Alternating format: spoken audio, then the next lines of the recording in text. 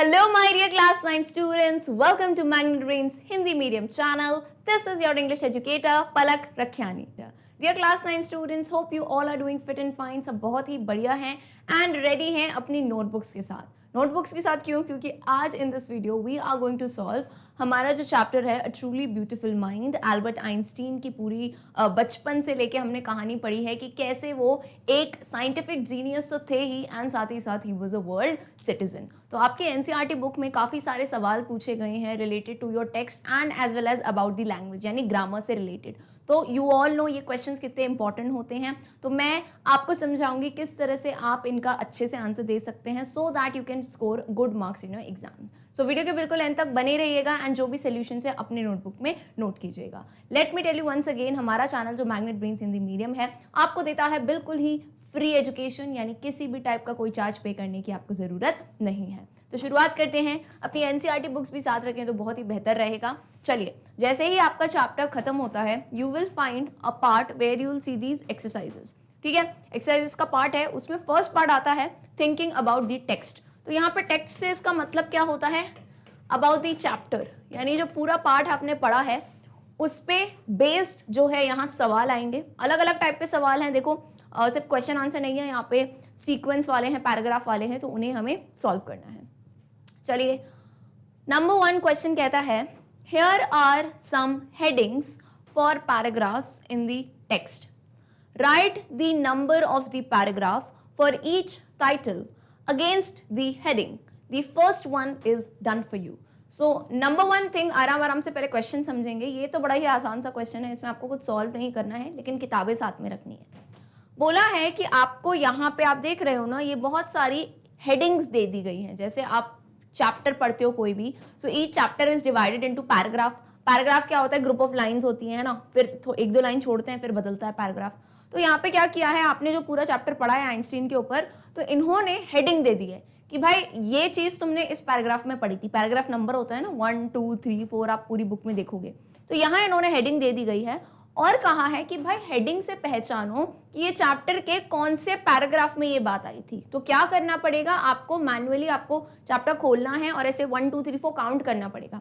For example पहला आपके लिए किया गया है, जैसे पहली चीज दी है आइंस्टीन्स इक्वेशन, यानी इन दिस चैप्टर आपने आइंस्टाइन का दिया हुआ वो एक फॉर्मूला, एक इक्वेशन कौन से पैराग्राफ में पढ़ी थी? कौन सी इक्वेशन बताओ मुझे? Very famous E is equal to mc², है ना. ये फॉर्मूला पढ़ा था, इसमें एनर्जी और मास का रिश्ता बताया गया था, है ना, रिलेशनशिप.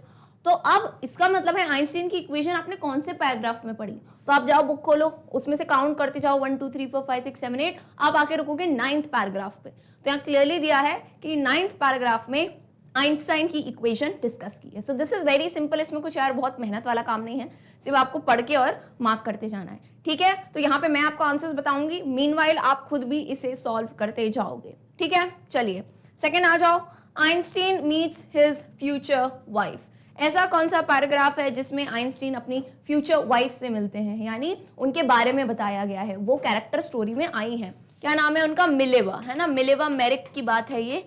जब आइंस्टीन अपनी यूनिवर्सिटी में जब पढ़ने गए थे, राइट, तो वहां पे उन्हें कौन मिली थी? एक लड़की जिनका नाम था मिलेवा मेरिक, जो कि बहुत ही इंटेलिजेंट थी. तो आइंस्टीन को वो बहुत ज्यादा पसंद थी. तो ये कौन से पैराग्राफ में बात थी? This was in paragraph number 7. ठीक, नंबर 3 पे आओ.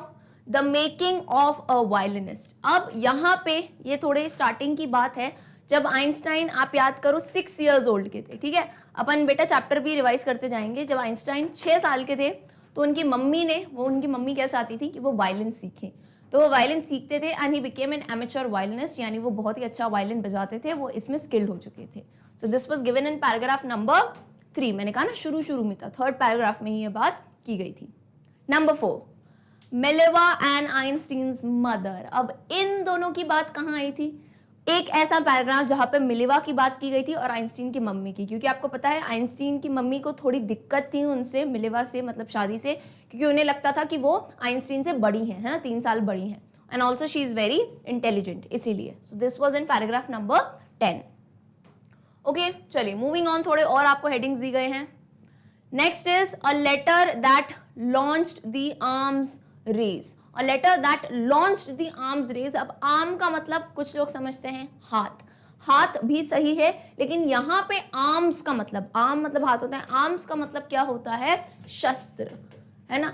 शस्त्र वगैरह जैसे अपन एटॉमिक बॉम्ब बनाते हैं, अलग अलग वेपन्स बनाते हैं, मिसाइल्स बनाते हैं, तो एक ऐसा खत जहाँ पे शस्त्रों की जो है ना दौड़ लग रही थी, यानी आगे बढ़ना है, हमें पावर दिखाना है। सो this was in paragraph number 15। याद करो कौन सी बात थी, नाजीज जर्मनी वाली बात, जहाँ पे अमेरिकन प्रेसिडेंट को वार्निंग देते हैं, कौन, आइंस्टीन वार्निंग देते हैं कि भाई यहाँ पे ऐसा ऐसा हो रहा है, एटॉमिक बम बनाने की प्लान चल रही है। ठीक है, चलिए number 6, a desk drawer full of ideas. A desk drawer याद कीजिए, ये कब की बात है, जब आइंस्टीन जो थे ना एक टेक्निकल एक्सपर्ट थे।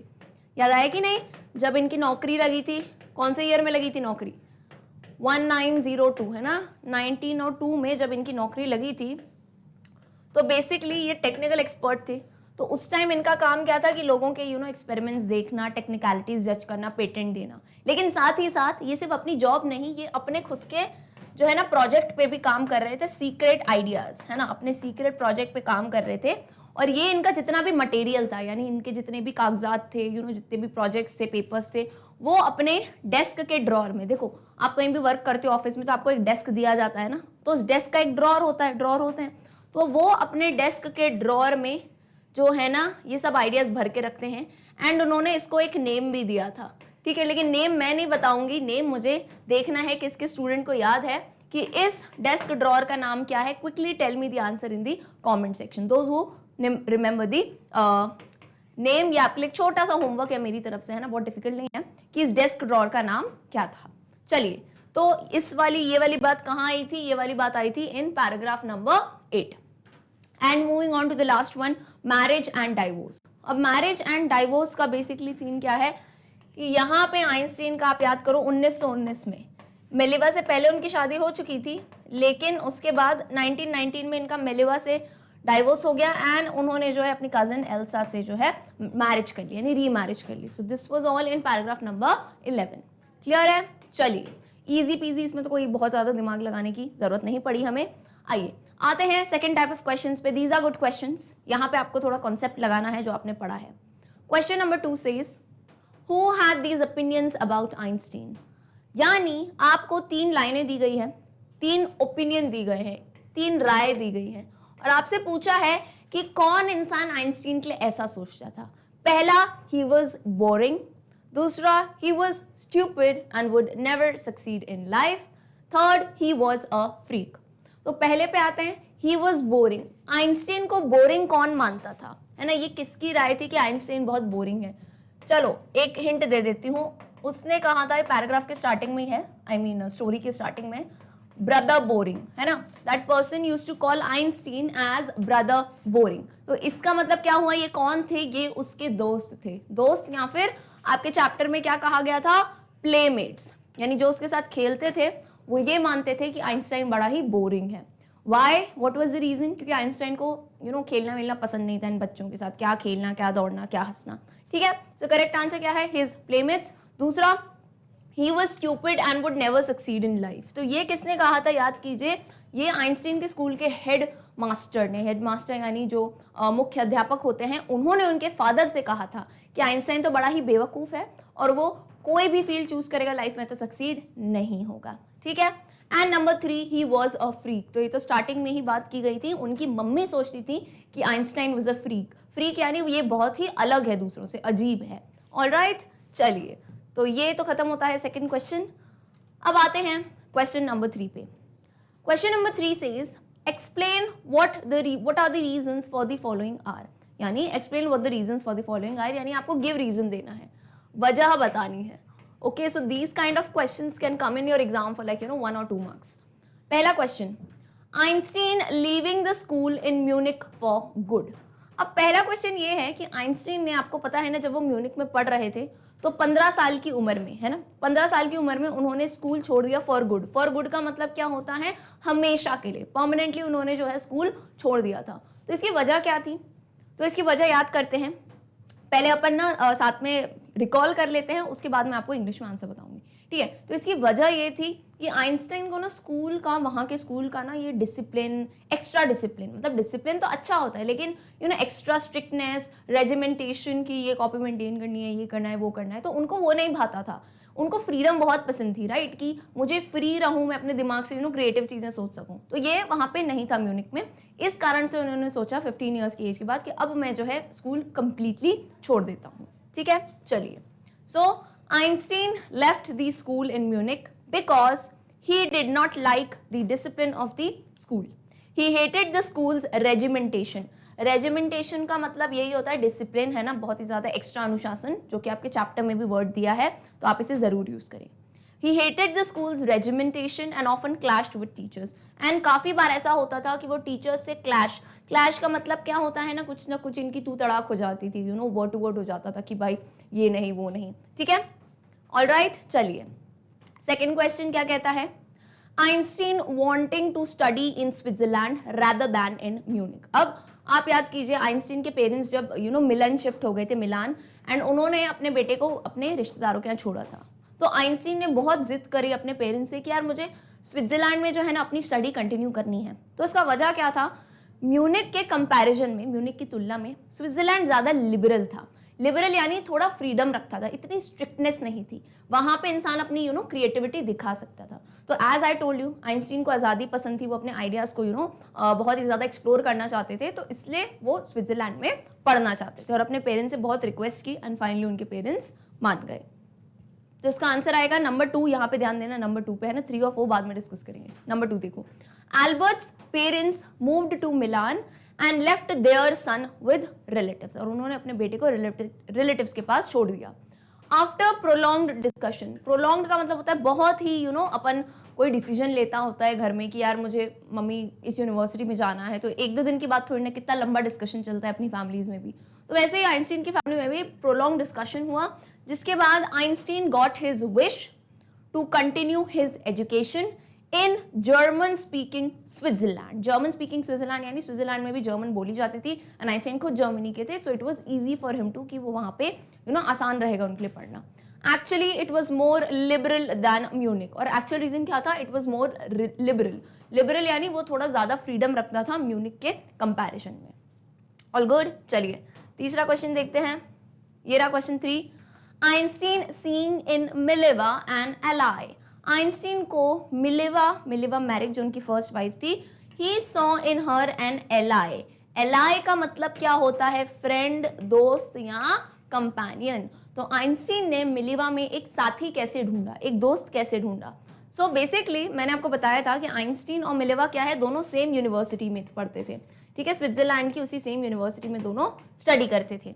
अब Mileva was very clever as in she was very smart, very intelligent. And ऐसा होता है ना, लोगों के इंटरेस्ट मिलते हैं तो काफी ज्यादा बॉन्ड बन जाती है। तो आइंस्टीन खुद इतने स्मार्ट थे, यानी he was very intelligent, he was a genius, तो उन्हें भी जीनियस माइंड पसंद आएंगे। एंड सेम वॉज मिलेवा, यानी मिलेवा भी साइंस में बहुत ज्यादा इंटरेस्ट रखती थी।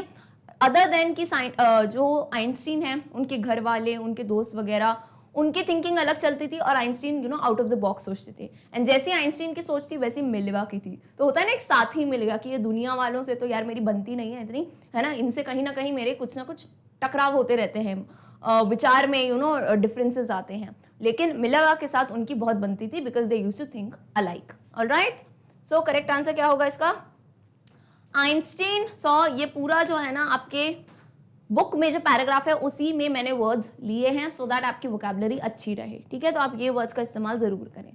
Einstein saw in Mileva Maric and ally against the Philistines those people in his family and at the university with whom he was constantly at odds.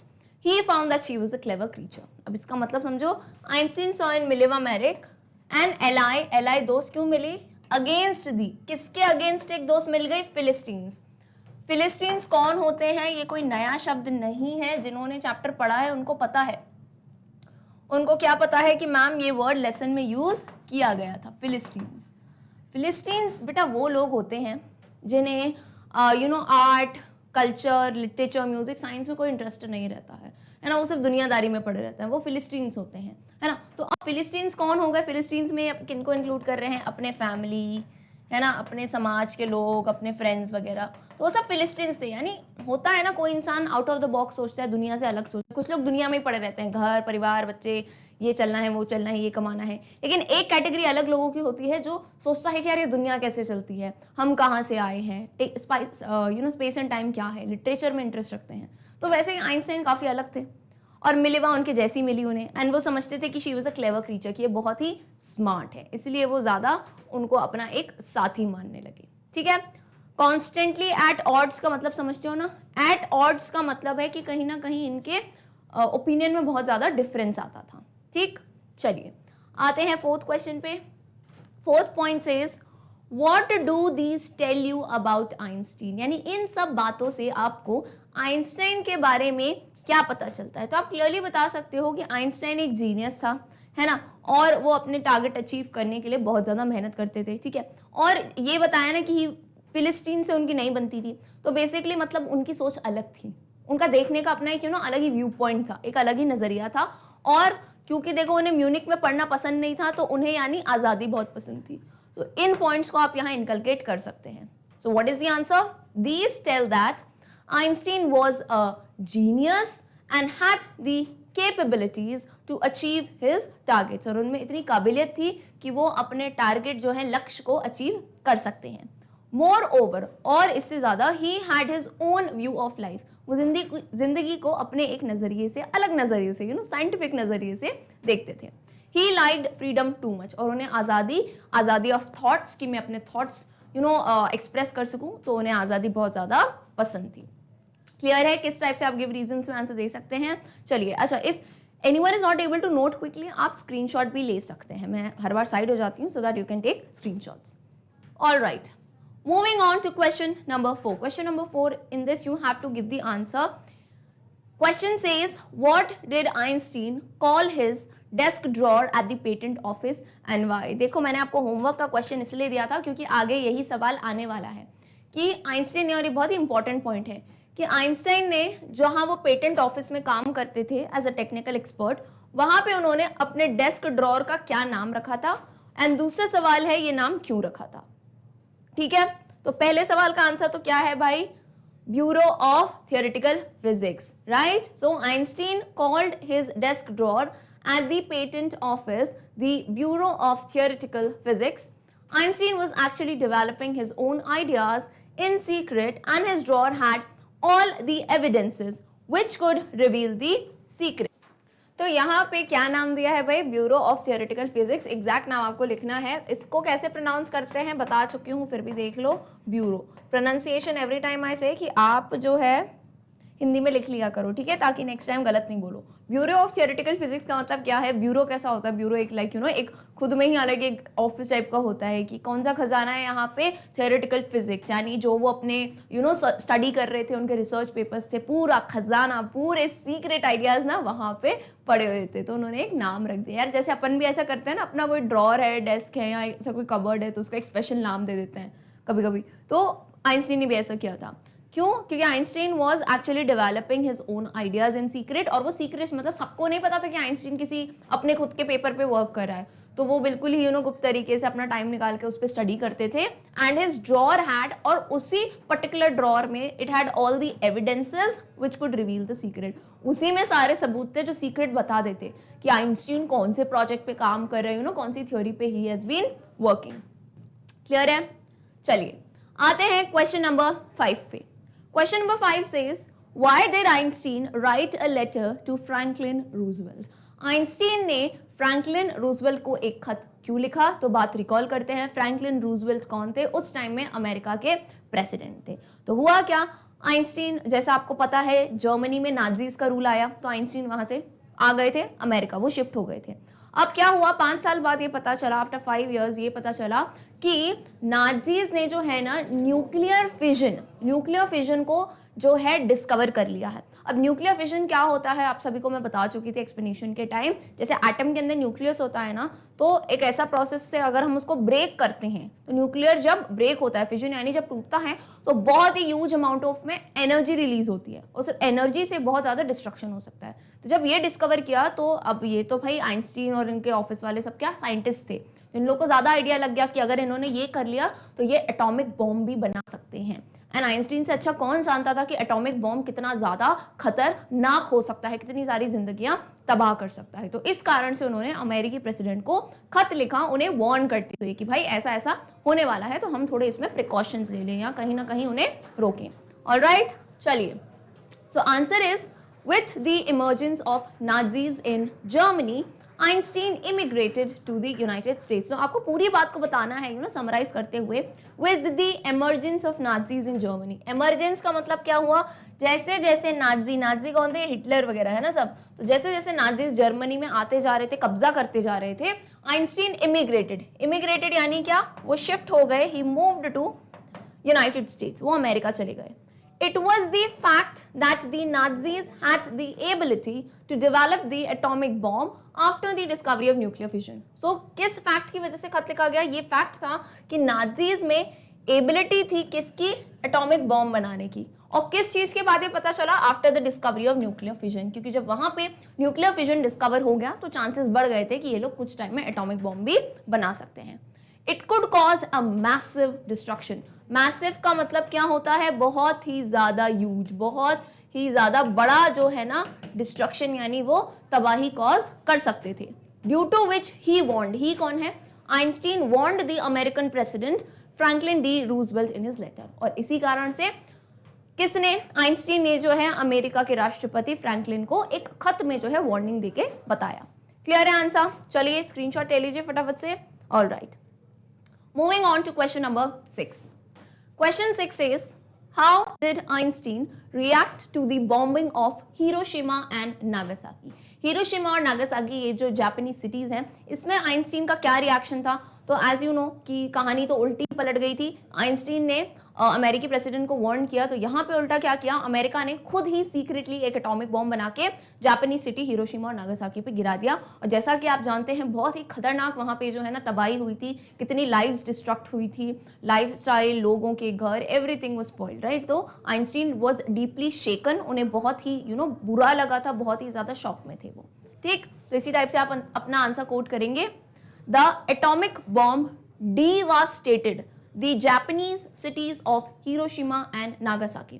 Devastated यानी क्या, पूरी तरह से जो है ना तबाह कर देना, है ना, डिवास्ट कर देना, पूरी तरह से तबाह कर देना, किस चीज को, तबाह या फिर नष्ट कर देना।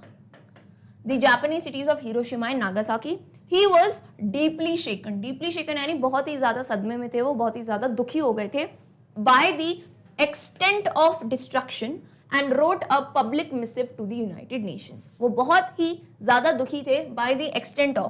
एक्सटेंट ऑफ का मतलब कितनी ज्यादा पर्सन से जो है ना डिस्ट्रक्शन हुआ था, बहुत ही ज्यादा अफेक्ट किया था लोगों को। एंड उस साल की बात नहीं है जब बॉम्ब हुआ, तब आने वाले बहुत सारे सालों में इवन जो बच्चे पैदा हुए वहाँ पे बहुत ज़्यादा दिक्कत हुई थी, उनको बहुत ज़्यादा डिजीजेस भी थे।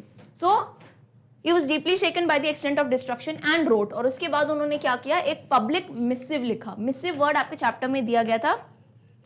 Massive is a detailed letter, है ना, डिटेल्ड एक पब्लिक लेटर होता है, ये डिटेल, लॉन्ग डिटेल लेटर, क्योंकि यूजुअली फॉर्मल लेटर्स इतने बड़े नहीं होते हैं, लेकिन अब क्योंकि आइंस्टीन को एक कंसर्न बताना था तो उन्होंने यूनाइटेड नेशंस को एक पब्लिक मिसिव लिखा। रोट वर्ड किसका पास्ट टेंस है, RWRITE, राइट का past tense is wrote. All good, all clear, चलिए let's move on to question number 7. Question 7 says, why does the world remember Einstein as a world citizen? This is a good question. देखो, Einstein की हम बात करते हैं तो हमें क्या घूमता है दिमाग में, साइंस घूमती है, फिजिक्स घूमती है, मैथ्स घूमती है, जीनियस घूमता है, ठीक है। लेकिन अब लिटरेचर में ये जब हमने चैप्टर पढ़ा तो मजा इस बात पे आया कि यार, मजा इस बात का आया कि आइंस्टीन सिर्फ एक साइंटिफिक जीनियस नहीं थे, वो ह्यूमैनिटी के लिए बहुत सोचते थे। मतलब उन्होंने अपनी पोजीशन का सही इस्तेमाल किया, उन्होंने दुनिया में पीस फैलाने के लिए, डेमोक्रेसी हो, सबको अपना हक मिले, उस चीज़ के लिए उन्होंने बहुत ही ज़्यादा उन्होंने प्रोटेस्ट किया, उन्होंने कैंपेनिंग करी। सो उन्हें वर्ल्ड सिटीजन क्यों माना जाता था बताते हैं। The world remembers Einstein as a world citizen because he believed in universal peace. यानी ऐसा नहीं है वो कहते हैं मैं जहाँ पे हूँ, मेरा जो शहर है, मेरा देश है, उसी के लिए।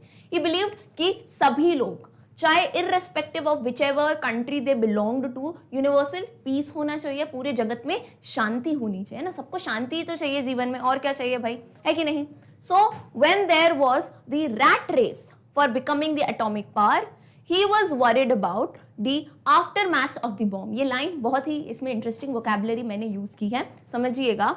When there was the rat race, यानी उस टाइम में जब रैट रेस का मतलब क्या होता है, लोग बस अंधा होके ना दौड़ लगा रहे थे उस टाइम में। क्या होता था, देखो अगर आप हिस्ट्री एंड पॉलिटिक्स वगैरह पढ़ते हो तो आपको पता होगा ना कि उस टाइम में मतलब आइंस्टीन का जो टाइम पीरियड था, उस टाइम में क्या होता है ना, कंट्रीज अभी अभी अपना डेवलप हो रही थी, तो सबको ये था अपनी ताकत दिखानी थी। होता है ना, एक कंट्री दिखाना चाहती है कि मैं कितनी पावरफुल हूं, तो पावर किस वे से आएगी, तो एक वे होता था कि वो कंट्री जो बहुत ही ज्यादा, जिसकी आर्मी स्ट्रांग है, राइट। अब आर्मी स्ट्रांग है तो किसी को भी पछाड़ सकती है, वो तो पावरफुल कंट्री कहलाएगी। तो क्या हुआ था ना, उस टाइम में बस एक रैट रेस चल रही थी कि एटॉमिक पावर हम बन जाए। एटॉमिक पावर क्या, वो कंट्री जिसके पास एटॉमिक बॉम्ब हो, तो उससे क्या होता है ना, ये एक अपना दबदबा रख सकती है दुनिया में, राइट, कि हमसे कोई पंगा मत लेना, है ना। तो एटॉमिक पावर बनने के लिए सब दौड़ में लग गए थे, अंधी दौड़ में दौड़ रहे थे। लेकिन उस टाइम भी सोचो, इतने बड़े साइंटिस्ट थे वो तो, लेकिन ही वाज वरीड अबाउट, उन्हें सिर्फ किस चीज की चिंता थी, about the after maths of the bomb. After maths का मतलब क्या होता है, आफ्टर इफेक्ट। यानी यार तुम एटॉमिक पावर बना रहे हो, ठीक है, मैं दुनिया की शांति की बात करता हूं। उन्होंने ये माना कि साइंस का इस्तेमाल हम तबाही के लिए क्यों करें, है ना, ऐसे नष्ट करने के लिए क्यों करें, हमें शांति के लिए करना चाहिए, कुछ अच्छे एक्सपेरिमेंट्स के लिए। सो वो जो है ना कि बॉम्ब के आफ्टर मैथ्स, यानी कि बॉम्ब के बाद कितना ज्यादा नुकसान हो सकता है लाइफ फॉर्म्स को, ह्यूमंस को ही नहीं, एनिमल्स को, लोगों को, उस चीज की चिंता कर रहे थे वो, right. So he was really a world citizen who was concerned with humanity. और वो सही में एक वर्ल्ड सिटीजन थे जिन्हें इंसानियत से नाता था, ना कि किस देश का, किस क्लास का, किस कलर का जो है ना कोई इंसान है। ही वॉज कंसर्न्ड विद इंसानियत, विद ह्यूमैनिटी। ऑलराइट, देखो इतने जीनियस थे वो चाहते तो ये सारी चीजें यूं ही बना सकते थे, राइट। एटॉमिक बॉम्ब इन सब में कंट्रीब्यूट कर सकते थे और खुद को पावरफुल बता सकते थे। बट एक्चुअल जीनियस, हमेशा मैंने बताया है, सिर्फ इंटेलिजेंट नहीं होता है, लेकिन काइंड भी होता है। वो अपने जीनियस होने का इस्तेमाल कहाँ करता है कि हम पूरे जगत का पूरे वर्ल्ड का कल्याण कर सके। And so was Einstein. Alright, चलिए moving on to question number 8। अब क्वेश्चन नंबर 8 काफी इंटरेस्टिंग है। इसमें क्या करना है, देखिए, here are some facts from Einstein's life, arrange them in chronological order. यानी आपको क्या दिया है, आप देख पा रहे हो कि अपनी एनसीईआरटी बुक्स में ऐसे जो है ना आइंस्टीन की लाइफ के कुछ फैक्ट्स दिए हैं, पूरी कहानी दी है, लेकिन ये मिस अरेंज्ड है, यानी ऊपर नीचे है सब कुछ। तो आपको इन फैक्ट्स को क्रोनोलॉजिकल ऑर्डर, यानी कब कौन सी चीज पहले हुई इनकी जिंदगी में, जैसे वो पैदा हुए फिर स्कूल गए, उसको सीक्वेंशियली अरेंज करना है। तो यहाँ पे आपको नंबर पुट करने हैं। इज इट क्लियर और नॉट? तो ये सारे फैक्ट्स दिए गए हैं, यू कैन टेक 2 मिनट्स, आप अपने हिसाब से मार्क करेंगे एंड देन यहाँ पे आंसर चेक करेंगे, ठीक है। चलिए, ऑल राइट, ठीक, ये सारी चीजें समझ आ गई। ये ऐसे 2 पार्ट्स में मैंने यहाँ पे डिवाइड करके रखा है। All right, moving on. Number 1 क्या है यहाँ पे? नंबर 1, पहले मैंने कहा ना कैसे आएगी चीज, Einstein is born in the Germany city of Ulm. तो पहली बात क्या आ गई, आइंस्टीन इज बोर्न, पहले पैदा हुए वो, ये पहला जो है ना पॉइंट आया कि वो उल्म शहर में पैदा हुए थे जर्मनी के। Next, Einstein attends a high school in Munich. Hopefully सभी ने यही सेकंड पॉइंट किया होगा। नेक्स्ट पॉइंट क्या आया कि उन्होंने म्यूनिक में एक हाई स्कूल अटेंड किया, ठीक। तीसरा, Einstein's family moves to Milan. अब याद कीजिए, एक टाइम ऐसा आया था कि आइंस्टीन की फैमिली मिलान चली जाती है। Tired of the school's regimentation, Einstein withdraws from school. और 15 साल की उम्र में वो बहुत थक जाते हैं स्कूल के स्ट्रिक्टनेस से, डिसिप्लिन से, तो वो स्कूल छोड़ देते हैं। फिर उन्होंने क्या प्लान किया, Einstein join a university in Zurich where he meets Mileva, ठीक है। फिर उन्होंने ज्यूरिक यानी स्विट्जरलैंड में एक यूनिवर्सिटी ज्वाइन की जहां उन्हें अपनी वाइफ मिलेवा मिली। He works in a patent office as a technical expert। और 1902 में है ना वो एक उनको जॉब मिल गई पेटेंट ऑफिस में, जहां वो टेक्निकल एक्सपर्ट के तौर पे काम कर रहे थे।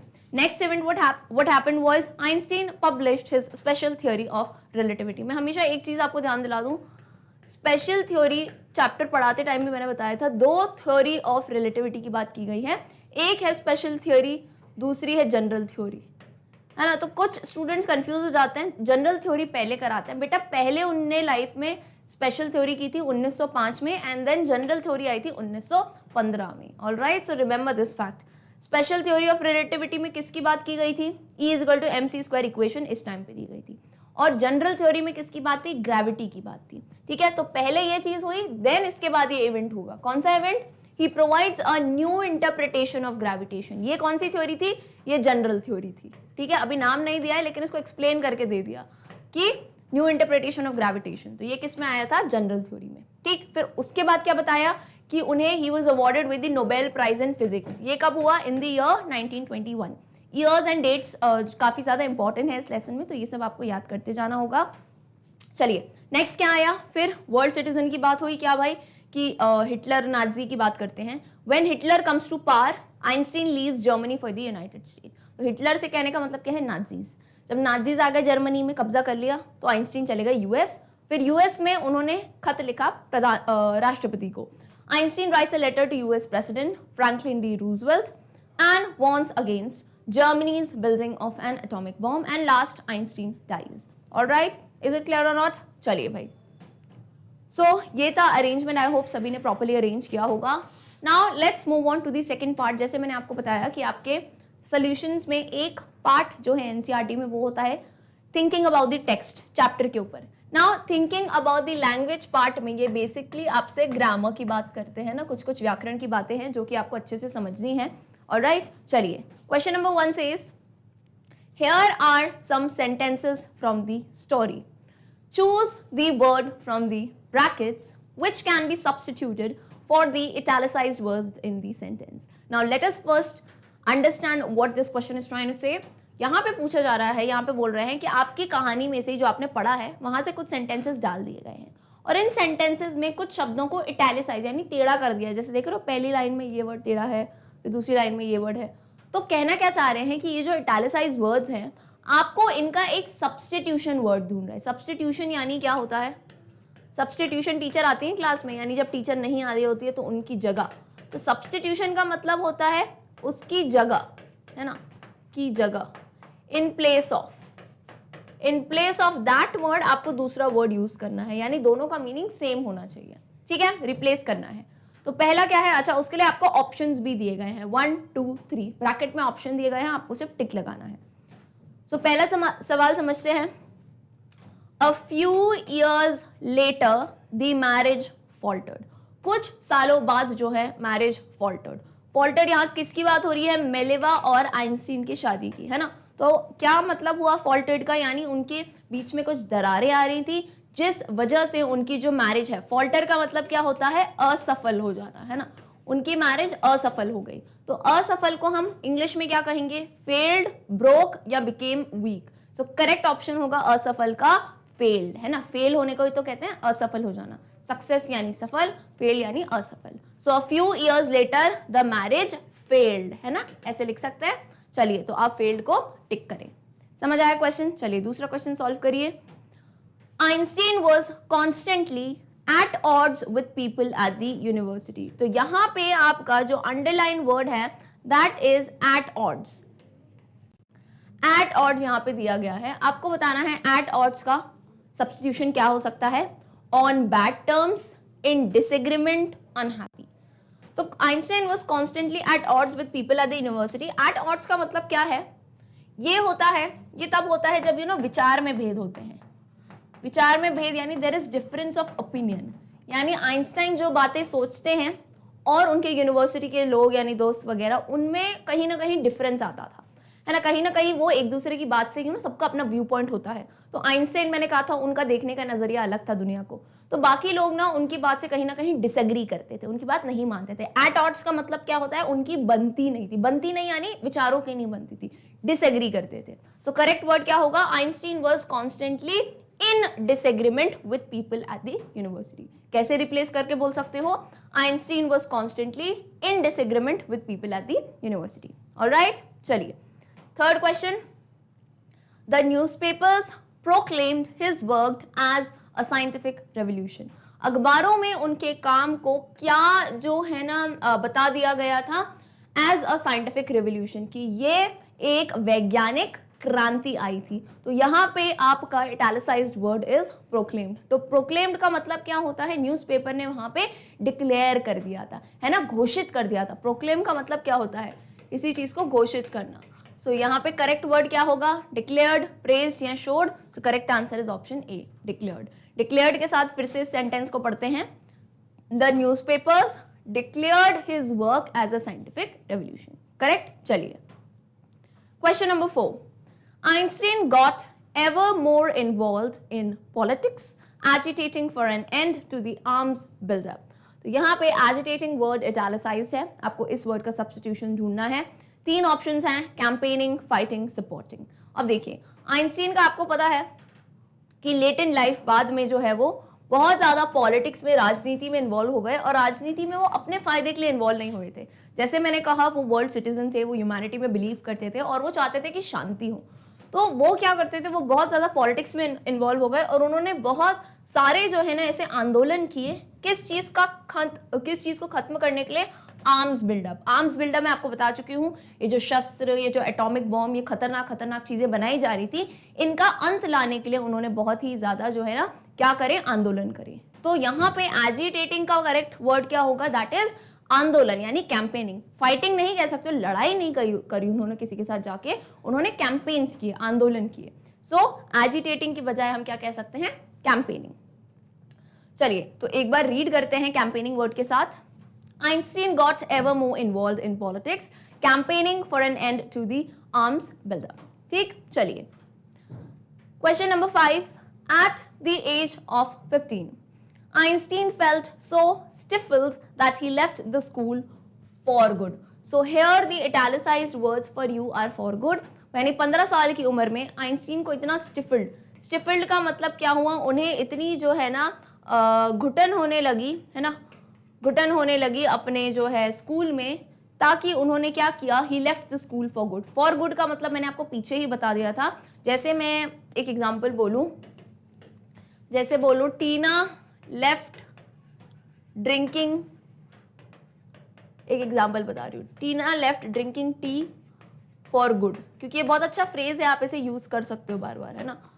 टीना left drinking tea for good. तो इससे क्या मतलब हुआ? टीना ने चाय पीना फॉर गुड का मतलब क्या हुआ? हमेशा के लिए छोड़ दी. सो टीना लेफ्ट ड्रिंकिंग फॉर गुड. तो यहाँ पे भी आपको क्या समझ आता है? आइंस्टीन ने 15 साल की उम्र में स्कूल छोड़ दिया. वो घुटन थे, उन्हें बहुत घुटन हो रही थी, तो उन्होंने स्कूल हमेशा के लिए छोड़ दिया, फॉर गुड. तो 3 ऑप्शंस हैं, permanently, for his benefit, for a short time. So correct answer is option A, that is permanently, यानी हमेशा के लिए. तो एक बार परमानेंटली को रिप्लेस करके बोलते हैं हम. At the age of 15, Einstein felt so stifled that he left the school permanently. ठीक है, चलिए. Question number 6. 5 years later, the discovery of nuclear fission in Berlin had American physicists in an uproar. तो यहाँ पे आपके underline words हैं in an uproar. 5 साल बाद क्या हुआ? किसकी discovery? The discovery of nuclear fission, जो मैंने आपको बताया था. In Berlin had the American physicist in an uproar. 3 options आपको दिए हैं. In a state of commotion, full of criticism, and last one is in a desperate state.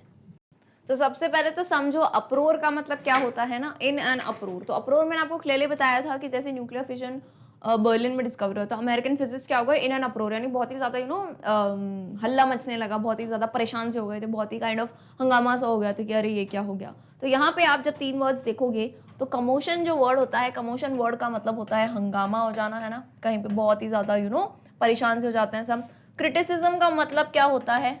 Criticism का मतलब पता है? किसी को क्रिटिसाइज करना है, यानी किसी की आलोचना करना, ठीक है, बुराई करना किसी की. And in a desperate state. Desperate basically आप इस केस में लाइक दुखी टाइप का वर्ड मान सकते हो ना, डेस्परेट हो जाना, बिल्कुल ही. सो अब मुझे बताओ करेक्ट वर्ड क्या बैठेगा? इन एन अप्रोर मैंने आपको क्या बताया कि बहुत ही ज़्यादा डिस्टर्बेंस है, या बहुत ही ज़्यादा हल्ला हो रहा है, या काइंड ऑफ हंगामा सा हो रहा है. सो करेक्ट आंसर क्या होगा? इन अ स्टेट ऑफ कमोशन, क्योंकि यहाँ पे हंगामा और इस टाइप का वर्ड कमोशन ही है. सो correct answer is first one. तो इसे कैसे बोलेंगे रिप्लेस करके? 5 years later, the discovery of nuclear fission in Berlin had American physicists in a state of commotion. आइए 7th वाले पे आते हैं, that is the last one. Science was not the only thing that appealed to the dashing young man with the walrus mustache. तो यहाँ पे बताया गया है कि साइंस अकेलौती चीज नहीं थी जिसमें जो है किसका इंटरेस्ट था? उस डैशिंग यंग मैन का. डैशिंग यंग मैन किसे कहा जा रहा है? आइंस्टीन को, जब अपने वो यंग डेज में थे. With a walrus moustache. Walrus यानी मूंछ का जो शेप होता है ना, उसे वॉलरस कहते हैं, इस टाइप की जो प्रॉपर मुस्टैच होती है, राइट. तो अपील्ड का मतलब क्या हुआ? इंटरेस्टेड, चैलेंज या वरिड. तो वेरी क्लियरली अपील्ड का मतलब होता है कि किसी को कोई चीज भाना. भाना यानी क्या होता है, इंटरेस्ट होना, so interested will be the answer. तो एक बार रिप्लेस करके फटाफट से पढ़ लेते हैं। Science was not the only thing that interested the young dashing man with the walrus mustache. All right, I hope there must be no doubts in this one, and let's move on to the next activity. अब next activity में हम grammar का एक topic पढ़ेंगे जिसका नाम है participle phrases. This is the name of the topic over here, ठीक है, participle phrases. अब ये क्या होते हैं इनको समझो। देखो भाई, अब आपको पता है पार्टिसिपल बेसिकली क्या होता है, राइट। अब पार्टिसिपल में आपने जैसे देखा है ना, those words which are ending with ing, है ना, those words which are ending with ing वो क्या होते हैं, ing से एंड होने वाले, जैसे रीडिंग, सिंगिंग, डांसिंग, ये सब क्या होते हैं, ये सब वर्ब्स होते हैं, क्रियाएं होती हैं, ठीक। अब जैसे आपको आपके ही चैप्टर के 2 लाइनें दी गई हैं, ध्यान से देखना। Einstein became a gifted amateur violinist, comma, maintaining this skill throughout his life. Next, letters survive in which they put their affection into words, comma, mixing signs with tenderness. तो यहाँ पे आप ing वाले वर्ड से शुरुआत करके इस पूरे फ्रेज को देखो, इस पूरे क्लॉज को देखो, maintaining this skill throughout his life और mixing signs with tenderness. Okay, mixing signs with tenderness.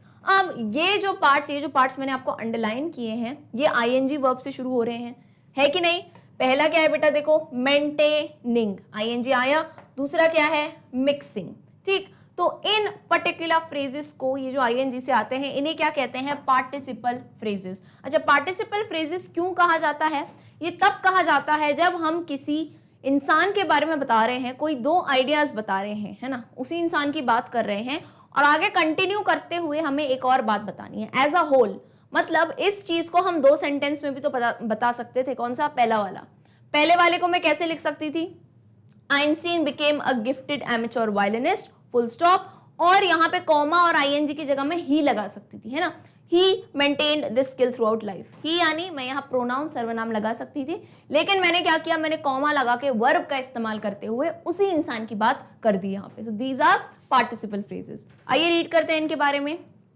Participle phrases से something more about the person, मतलब उसी इंसान के बारे में बात कर रही हूँ। क्या, Einstein became a gifted amateur violinist, पहली बात करी आइंस्टीन के बारे में, फिर मुझे थोड़ी और बात करनी है, तो मैंने क्या किया, maintaining this skill through out his life, और उन्होंने इस स्किल को अपने पूरे जीवन भर में मेंटेन किया।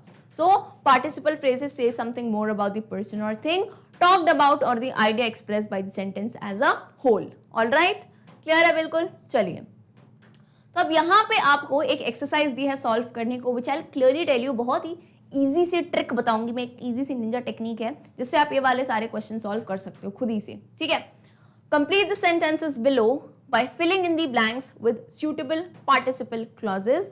The information that has to be used in the phrases is provided as a sentence in the brackets. समझो, पहले ध्यान से सुनना। पहला वाला देखो, डैश लगा हुआ है, देन ये सेंटेंस है, dash the fire fighters finally put out the fire, complete.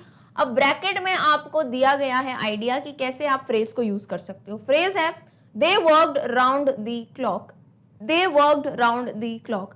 बोलो मैम कैसे बनाए इसको, ing वाला फॉर्म पीछे जैसे देखा था। सिंपल टेक्निक, सबसे पहले क्या करना, जो आपको ब्रैकेट में सेंटेंस दिया है, जो भी आपको ब्रैकेट में सेंटेंस दिया है, उसमें से वर्ब को उठा लेना।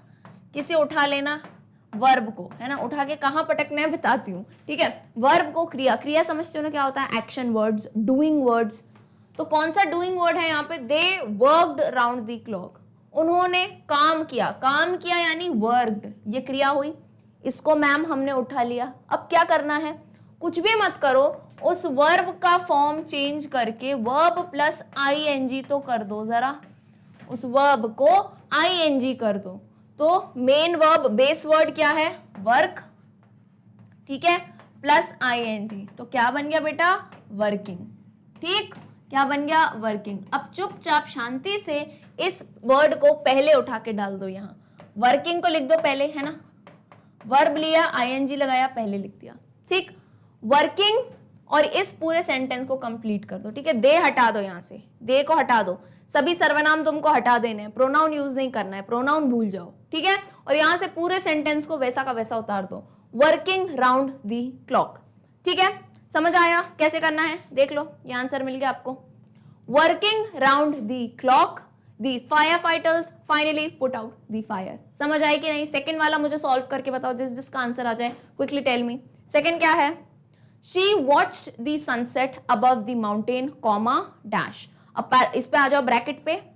She noticed the colours blending softly into one another. कुछ भी नहीं करना है, सर्वनाम को यहां से उड़ा दो, है ना? सर्वनाम समझते हो ना, pronoun he she it they, इसको हटा दो। फिर क्या बताया था मैंने? वर्ब उठाना है अपने को, वर्ब लेके आईएनजी कर देना है और उसको सबसे पहले लगा देना है। तो बेटा वर्ब क्या हुआ? नोटिस्ड। नोटिस करना किसी को वर्ब होता है ना? तो नोटिस्ड को हम क्या कर देंगे? नोटिसिंग। और पूरी की पूरी लाइन वैसी की वैसी डाल देंगे, है ना? पूरी की पूरी वैसी लाइन डाल देंगे, है ना? Nothing to change. तो क्या हो गया? नोटिसिंग द कलर, बस नोटिस्ड नोटिसिंग बन जाएगा and everything is the same. Noticing the colours blending softly into one another. Alright, चलिए तीसरा वाला। The excited horse pawed the ground rapidly dash while it neighed continually। अब यहां पे देखो, नेड वर्ड का, नाइड वर्ड का आपको मतलब पता है? नाइड होता है ये। नाए का मतलब होता है, नाए बोलते हैं इसे, है ना? नाए, ए का साउंड आता है, GH, ने घनी है ये, नाए है। नाए का मतलब क्या होता है? घोड़े की आवाज होती है ना, घोड़े की आवाज जो निकालता है वो, उसे नाए कहते हैं। घोड़ा जब काइंड ऑफ हंसने की आवाज होती है काइंड ऑफ घोड़े की, तो उसे नाए कहते हैं। So while it neighed continuously. तो बेटा नाए करना यानी ये आवाज है, आवाज निकालना एक क्रिया हुई, तो इसको हम क्या कर देंगे? नाइंग। ठीक है, पीछे के सारे, क्रिया के पीछे वाले सारे हटा दिया करो वर्ड, और आप वर्ब से चालू किया करो। तो क्या कहोगे? Neighing continuously. So this will be the answer. The excited horse pawed the ground rapidly, neighing continuously. ठीक है, चलिए number 4 dash I found myself in Bangalore instead of Banaras। Bracket में है I had taken the wrong train। तो यहां पे क्या है? हमारा वर्ब क्या है? taken। taken को क्या कर दोगे? taking कर दोगे। taking the wrong train, बस ये पीछे का काट देना है। so taking, having taken the wrong train, I found myself in Bangalore instead। आप दोनों तरीके से लिख सकते हो। आप कह सकते हो taking the wrong train, I found myself in Bangalore, या फिर having taken भी आप यहाँ पे डाल सकते हो। having क्योंकि helping verb है। ठीक है, क्लियर है? चलिए number 5 dash I was desperate to get to the bathroom। I had not bathed for 2 days। मैंने 2 दिन तक नहीं नहाया था, तो I was very desperate to, मुझे बहुत ही जल्दी थी, मुझे बहुत ही ये था कि मैं बाथरूम में चला जाऊं। तो सिंपल सी बात है यार, फिर से क्या करोगे आप? having not, यहाँ पे had not को क्या कर दोगे? having not। ठीक है, having helping verb है, इसको भूलना नहीं, है ना? having not bathed for 2 days, I was desperate to get to the bathroom। Number 6 the stone steps dash needed to be replaced, they were worn। being worn down, being worn क्यों बोला हमने भाई? क्योंकि वर को हम कैसे करेंगे पास्ट टेंस में चेंज? being के फॉर्म में, है ना? being worn down, it needed to be replaced। worn down का मतलब क्या होता है? बहुत ज्यादा घिस जाना। चलिए, the actor received hundreds of letters from his fans dash they asked him to send them his photograph। तो कैसे शुरू करोगे? asking him to send them his photograph। Alright, पूरा सेंटेंस पढ़ लेते हैं। the actor received hundreds of letters from his fans asking him to send his photograph। Alright, I hope this is very clear। So my dear class 9 students, with this we end this session for NCERT solutions। Hopefully आपको जो है तरीके समझ आए होंगे कि किस type से आप आंसर फॉर्म कर सकते हो, ग्रामर के क्वेश्चंस कैसे सॉल्व कर सकते हैं। So if you liked the video, if you liked the answers, do like this particular session and comment करके अपने व्यूज जो है जरूर बताएं, ताकि हमें भी जो है मोटिवेशन मिलता रहे ऐसे और वीडियोस आपके लिए बनाने को। Let me tell you, Magnet Brains Hindi medium provides absolute free education with quality content। हमारा कंटेंट बहुत ही बढ़िया रहता है, सिर्फ आप सभी के लिए एक्सपर्ट टीचर्स बनाते हैं बहुत ही बढ़िया notes. Let me tell you, हमारे चैनल पे आपको 7 से लेकर 12th क्लास तक ई नोट्स भी प्रोवाइड होते हैं, जो कि प्रोफेशनल एंड एक्सपर्ट टीचर्स द्वारा बनाए गए हैं, जिससे आपको बहुत ही ज़्यादा हेल्प मिल सकती है। तो ये जो ई नोट्स हैं, आप इन्हें नीचे जो है ना डिस्क्रिप्शन में लिंक दी गई होगी, वहाँ से ले सकते हैं। एंड बाकी यूट्यूब पे एंड हमारी वेबसाइट www.magnetbrains.com पे सारे क्लासेस के वीडियो लेक्चर्स आपको मिल सकते हैं, that too absolutely free. So see you all in the next class. Till then, good bye.